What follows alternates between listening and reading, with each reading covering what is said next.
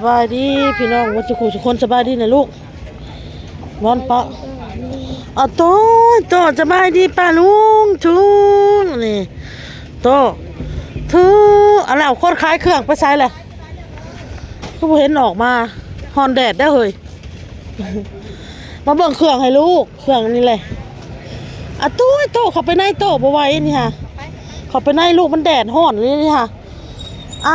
โทสุดเท่าไรสุดปีใหม่นี่สุดเด็กน้อยนี่ได้ตัวใหญ่ก็60ตัวน้อยก็60 50ก็บ่ได้บ่สิเอาจาก2สุดนี่ฮะเบิ่งเทียบให้ออโต้กับพี่น้องออโต้ต้องเอาใหญ่ๆแบบนี้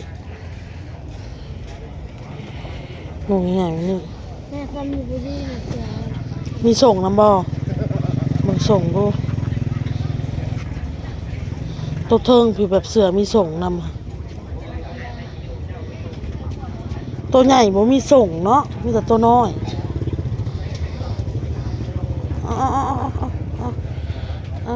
ถ้าเอาโตพี่น้อง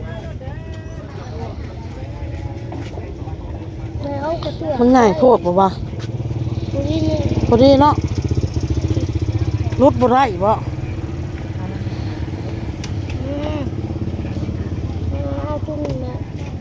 รู้ว่าตัวนี้บ่พอดีเอาโตนี่ตัวนี้อยากใหญ่โพดเลยเอาตัวนั้นบ่มักตัวนั้นบ่เบิ่งบ่มีส่งเนาะมีแต่เสือเนาะเอาตัวนั้นบ่ลูกเอาตัวนี้บ่เอาตัวนี้บ่55บ่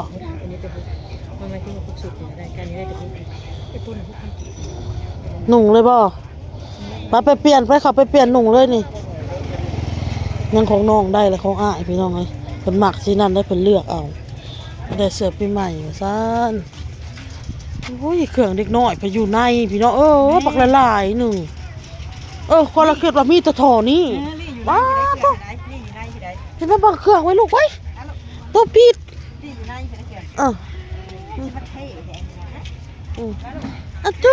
ตัวปิด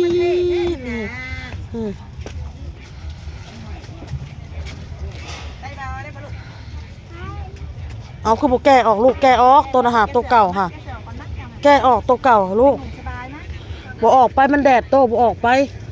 นี่จะเอาแบบนี้ให้ออโต้พี่น้องมันอาจจะโบนะบ่ใหญ่มันพอดีกันนี่ตัวน่ะมันใหญ่โคตรออกมาไหลเลยพี่น้องไหลแปะใส่เรา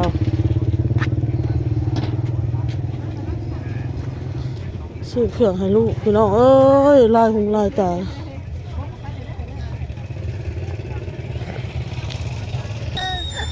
เป็นยังไงไปเอาให้เราใส่ถุงให้ลูกพี่เครื่องนิดหน่อยเต็มยังไงเมนเพิ่นรู้เลยได้หมดเลยน่าใส่น้ำกันเดี๋ยวเห็ดของเพิ่นเห็นบ่ถ้ามันเป็นคนนั่นบ่โตบ่อยากกินน้ำ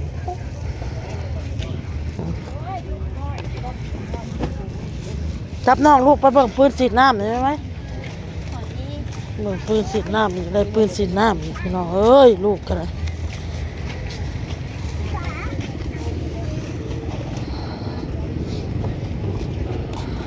อันเท่าไรปืนฉีดน้ำนี่บ่หมักบ่แบบนี้อาจารย์50ตัวน่ะ40ดำเหลืองตั้งที่ได้เท่าหา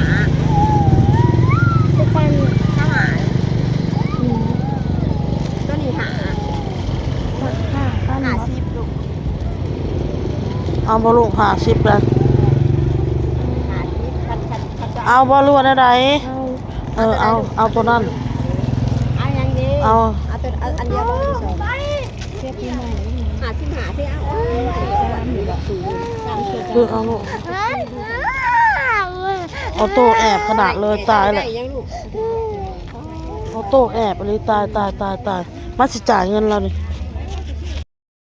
จากพาลูกซื้ออันนั้นแล้วเรียบร้อยน้องเนาะซื้อยังซื้อเสื้อ ซื้อเครื่องนุ่งแล้วเรียบร้อยก็มาเบิ่งปืนสีดน้ำให้เอาโต้พี่น้องปืนน้อยๆนะอยู่หันมันบ่มีเนาะมีแต่ของผู้ใหญ่ป้อเสียดายเด้บอลเลยมาเบิ่งอยู่นี่ก็ดีปืนสีดน้ำค่ะจะเอาโต้ปืนน้อยๆเด้อย่าเด้ออย่าเฮ็ด70,000พออยากได้บ่จักอยากได้บ่ลูกเอาค่ะแม่ซื้อให้อันหนึ่งเอาวะเอาเลยแม่นี่จับเอาเลยจับเอานี่กอดเอาปืนสีน้ำน้อยๆนี่อันนี้อันเท่าไหร่วะ ที่แค่มาโต้บ่ บ่แม่อยากได้ปืนสีน้ำน้อยๆให้น้องนะพอได้ฉีดเจ็ดนี่แม่มันบ่แม่นเนาะ บ่แม่นบ่ มันปืนติดน้ำมันเป็นปืนแกง มันหลอกซื้อเครื่องให้ลูกต่อบ่แม่นอันนี้บ่แม่นปืนสีน้ำบ่แม่นเบิ่งน้องเด้อลูกเด้อเบิ่งน้อง ได้อย่าแม่ โอ้ยบ่ได้มีเงินได้พอได้ ของเพิ่นมันอยากได้คันนี้นี่ เอาได้คันเอาให้มันเอาคันนี้ไปเมียนเอ้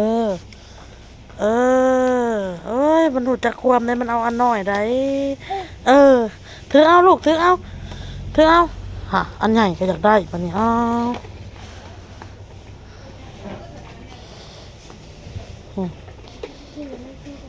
เฮ้ยอย่าได้หยุดได้กดตีได้บาทนี่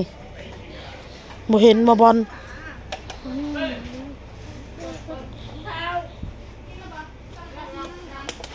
อยากให้แกะเดี๋ยวพาแกะมาแกะอยู่เพื่อนลูกมาแกะอยู่เพื่อน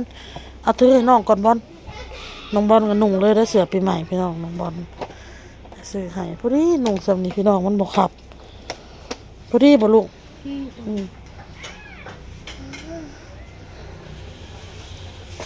เบิ่งเลือกรถเอาคันนั้นคันนี้ป้าโธ่มันปะแล้วพี่น้อง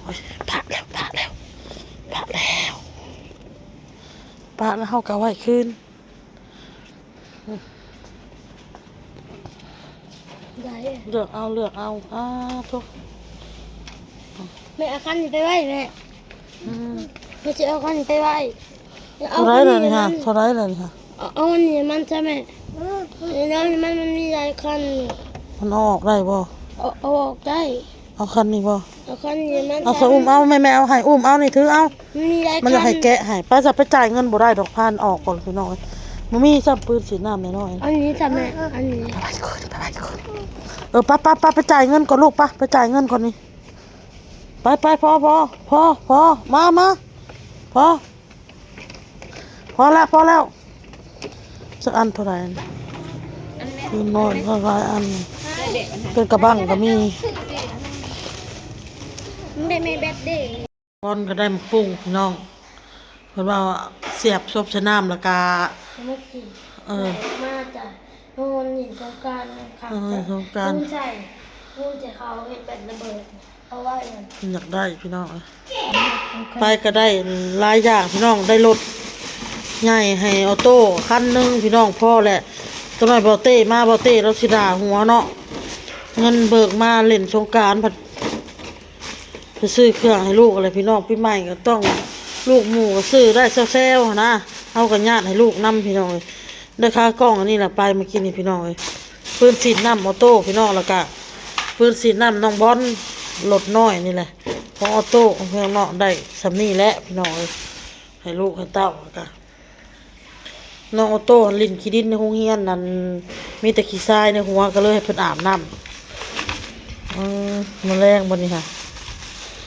เบอร์นำ 24 36 38อันนี้เบอร์หยัง16เบอร์รถออโต้พี่น้อง ไม่ซื้อเลขจักแม่ซื้อเลขไหมมึงเจอมันออก มันมีจักคันรถนี่หมดแล้วบ่ มันคือนี่นะอยากไม่โต มี6คันก็เดียวว่ะคือมีแต่5คันน่ะ ชอ รถ บ มาละคันมาเลยป้าเปียกเลย สาม นี่มาแล้วพี่น้อง ที่ ออโต้ไปยังเสื้อผ้าหรือบ่ได้ถ่ายเด้อเพิ่นเด้ออย่าออกมาเที่ยวเข้าเปียกมาละห้องนี่ มันก็โตรถไป หลังจากซื้อเครื่องซื้อของให้ลูกแล้วโอนกับไปอันนี้พี่น้องไปอันเห็ดผมเห็ดสีผมนะพี่น้องนี่เห็ดสีผมแล้วก็รีดเด้อพี่น้องเด้อเฮาก็ ให้ลูกแล้วก็ให้แม่นํพี่น้องให้ตัวเองเนาะพี่น้องเนาะไปทำสวยอ่อนกับพี่น้องเลยลมพัดพี่น้องเอาโตก็ออกขาวๆอยู่ของน้ำมันซีเปื่อยเด้อพี่น้องเบิ่งเป็นก้านนี่พี่น้องบอนทาแป้งเลยบอนนี่เลยเขาสระหัวให้น้ำเขาล้างออกให้โอเคพี่น้องเห็ดผมกะแม่นี่ลูกกับแม่นี่สำคัญนะพี่น้องเลยอ้นบริเฮ็ดสร้างพี่น้องไม่ได้สร้างเสื้อผ้าตัวเองก็บ่ได้ซื้อบ่ได้หยังเนาะมีแต่เฮ็ดผมนี่แหละให้ตัวเองแล้วก็ลูกเต้าก็ได้เสื้อเอาโตก็ได้สุดปีใหม่นี่พี่น้องสีเหลืองเอาโตได้สีเหลืองน้องบอลก็ได้สีนั่นพี่น้องสีหกแล้วหองพี่น้องเอ้ยนี่ได้สีเหลืองเอาโตพี่น้องเดี๋ยวเพิ่นอาบน้ำออกมาก็ใช้เป็นลงชุดนี่แหละโอเคพี่น้องคลิปนี้ก็ลาไปก่อนพี่น้องพ่อกับคลิปหน้าพี่น้องสบายดีพี่น้องบายบอล